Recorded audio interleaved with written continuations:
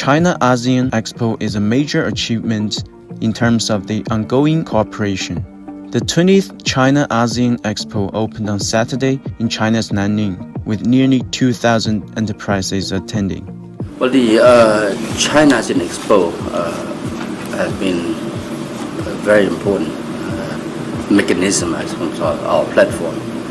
to promote actively the trade, investment, tourism, business matching, for example, between ASEAN and China for 2 decades. This is a major achievement in terms of the ongoing cooperation between both sides. The two sides have been each other's top trading partners for 3 years in a row. In the first half of this year, ASEAN remained China's biggest trading partner, with the bilateral trade in goods rising 5.4% year-on-year to 3.08 trillion yuan. I think ASEAN leaders, ministers and senior officials have been coming to Nanning in the past 20 years to promote our cooperation. And that's why I think we can say that one of the products of the China ASEAN Expo would be the sustained trading that we have between us and China. This year marks the 20th anniversary of the China ASEAN Expo and the 10th anniversary of building a closer China-ASEAN community with a shared future. So I can see that this year we see a number of ASEAN leaders will be coming to Nanning to not just only commemorate the 20 years of achievements, but also to look forward to the future where we will continue to ensure that China ASEAN Expo will remain relevant, resilient, and certainly that it will be productive to continue to be part of the ASEAN-China Comprehensive Strategic Partnership. This is a welcome move, particularly that in the case, because we are not mainly looking at Zambia, but Africa as a whole, an industrialized African continent will give rise to accelerated growth in terms of the economy. It is important that issues of industrialization, where you have Chinese companies coming on board to set up companies that will be able to produce fertilizers locally in Africa, will actually a long way in fostering the growth of the agricultural sector, particularly the easy access to cheap fertilizers that will give more inclusive growth in the agricultural sector, particularly productivity. Mwamba believed that Chinese support has no doubt contributed to poverty alleviation through the mechanization of the agriculture sector, skills transfer, and enhancement of food security. That aspect basically is a commendable step in terms of enhancing the skills and reducing the level of literacy on the continent. Mwamba also noted Chinese investments in infrastructure development in Africa, which was key for unlocking African economies. So this simply means that these infrastructures projects have basically generated employment to the local citizenry in Africa, jobs that are coming from the construction industry in terms of issues of service provision, and they have actually facilitated the operations of local enterprises within the African setup. And particularly even for Zambia, this is a clear indication. You have seen how Zambia as a country has benefited from this initiative in terms of infrastructure development.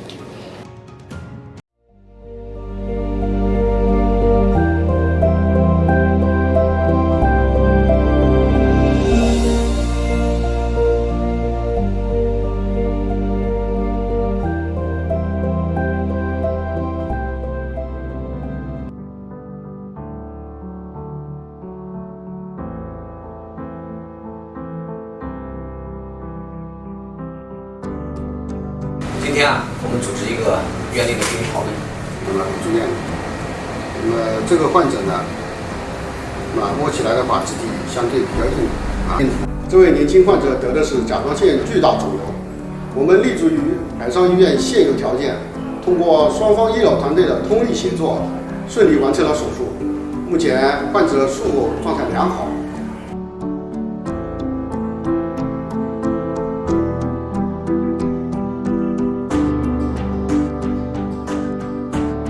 因当地医疗条件及医疗资源有限，口腔科患者大多只能接受拔牙治疗，但容易导致咀嚼功能的丧失。我们立足医院传条件，在确保诊疗效果的同时，尽最大可能修复患者牙齿，保留相关功能，不影响他们的日常生活。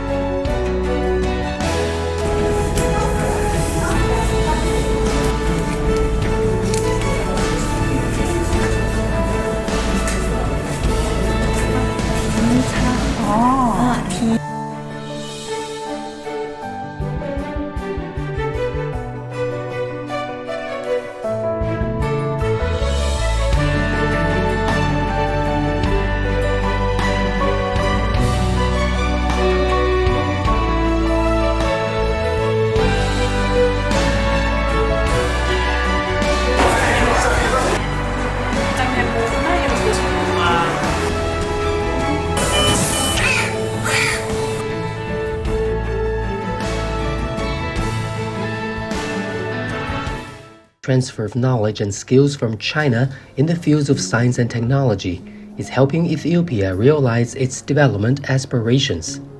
Acknowledging China's pivotal role in recent technological advancements, Avtam Gebreziber, Deputy Director General of the Ethiopian Technical University, emphasized that cooperation with China is empowering Ethiopia with a skilled workforce required to fill the gap in the modern industrial landscape. The industry processing is changing very frequently because of the new advances in technology, including the artificial intelligence. So the industry processing requires a very skilled personnel who are able to really cope up with the changing environments. Gebreziber highlighted the Luban Workshop, a Chinese vocational training program, as a manifestation of the ever-expanding Ethiopia-China cooperation in the field of science and technology. The ETU hosts the Luban Workshop, which was launched in April 2021 in partnership with China's Tianjin University of Technology and Education under the guidance of the Ministry of Education of China. The center has state-of-the-art equipment with standard international vendors. We had been training our students with the new technologies which were not initially part of the curricula. As an institute, we strive to be center of excellence in East Africa, so we have international students, drawn from East African countries. So the center was not only dedicated to our local students and industry place, but also it was a showcase and a center of a capacity building for the wider East African regions as well.